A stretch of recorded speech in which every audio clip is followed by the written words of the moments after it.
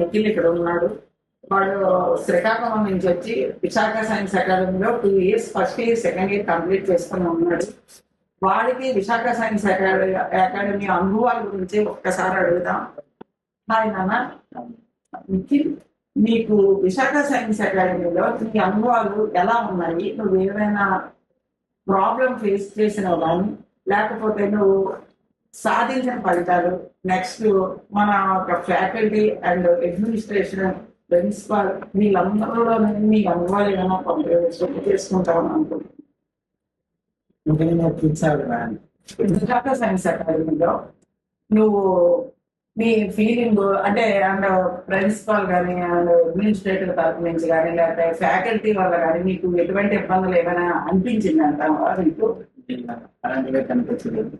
అందరూ సరదాగా అంటారు. ఏ ప్రాబ్లం వచ్చినా అంటే మిగతా కాలేజీలో అంటే నువ్వు కాలేజీలో జాయిన్ అయిన తర్వాత ఫీజు కట్టించుకొని వచ్చావా లేదా అని పట్టించుకోవాలి. ఇక్కడ అలా కాదు, ఏదైనా నీకు ప్రాబ్లం వస్తే వాళ్ళే హాస్పిటల్ కానీ మెడిసిన్స్ కానీ ఇస్తారు. నెక్స్ట్ అలాగే నువ్వు హాస్టల్లో కూడా జాయిన్ అవుతున్నావు. నీకు హాస్టల్ ఎలా ఉంది? మన విశాఖ సైన్స్ అకాడమీ మీ గవర్నమెంట్ నుంచి వచ్చిన హాస్టల్ ఇంతకుముందు నేను వేరే కాలేజీలో జాయిన్ అయ్యాను. అక్కడికంటే క్లాస్ బాగుంది. అంటే privacy, bed and neatness, maintenance అంతా. నెక్స్ట్ మీరు శ్రీకాకుళం 10th అయిన తర్వాత వచ్చారు. ఇక్కడికి వచ్చిన తర్వాత మీకు ఏమైనా గోల్ ఏర్పడడం కానీ లేకపోతే లైఫ్ పట్ల ఏమైనా అవగాహన కల్పించడం కానీ విశాఖ సైన్స్ అకాడమీ నుంచి మీరు ఏమైనా నేర్చుకున్నారమ్మా? గోల్ అనేది ఏం లేదు. అంటే ఏదో చదువుదామని వచ్చాం సెకండ్ ఇయర్. ఇప్పుడు సెకండ్ ఇయర్ తర్వాత మనం నెక్స్ట్ ఇయర్ అనేది నాకు ఇక్కడికి వచ్చాక తెలిసింది. Engineering, B Tech side, CECR, MEC, mechanical, marine engineering అలా. ఇప్పుడు నువ్వు 2 years లోని మనం ప్రిన్సిపల్ సార్ చాలా ఫీల్డ్ ట్రిప్స్ తీసుకుని వెళ్ళారు.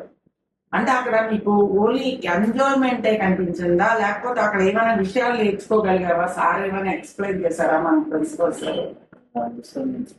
కొన్ని విషయాలు ఎక్కడెక్కడ వెళ్ళారు?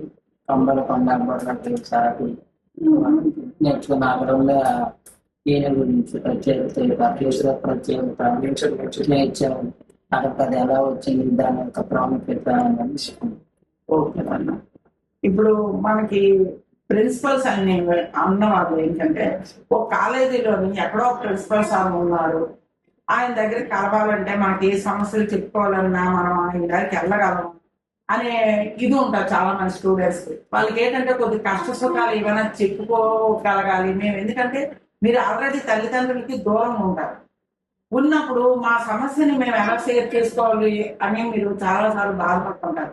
అలాంటప్పుడు ఇక్కడ ఎటువంటి సహకారం అందింది నాకంటే ప్రిన్సిపల్ సార్ పర్సనల్ అయితే చాలా ఫ్రెండ్లీగా ఉంటారు. అంటే లైక్ ఏదైనా ప్రాబ్లమ్ వస్తే మాత్రం సార్ పర్సనల్ గా పిలిచి ఏ ప్రాబ్లమ్స్ చెప్పి ఏదైనా కౌన్సిలింగ్ ఇస్తారు. లేకుంటే నువ్వు ఏదైనా తప్పుల దారిలోకి వెళ్తే ఎందుకు వెళ్తున్నావు, అసలు ఈ ప్రాబ్లం ఏంటని తెలుసుకొని దానికి సొల్యూషన్ అయితే సార్ ఇస్తుంది. థ్యాంక్ యూ అమ్మా. నువ్వు అయితే ఈ 2 years మీకు విశాఖ సైన్స్ అకాడమీ నుంచి వెళ్ళాలంటే ఎలా ఉంది? మీ ఫీలింగ్ ఎలా ఉంది? అంటే లైక్ 2 years చదివాను కాబట్టి ఒక ఫ్యామిలీ అందరితో బాగుంది. నాకు సడన్ గా వెళ్ళాలంటే అది ఓకే నాన్న, నువ్వు సక్సెస్ గా ఒక అంటే మంచి ఫ్యూచర్ తో వెళ్ళాలని విశాఖ సైన్స్ అకాడమీ అడ్మినిస్ట్రేటివ్ గా బెస్ట్ ఆఫ్ లక్.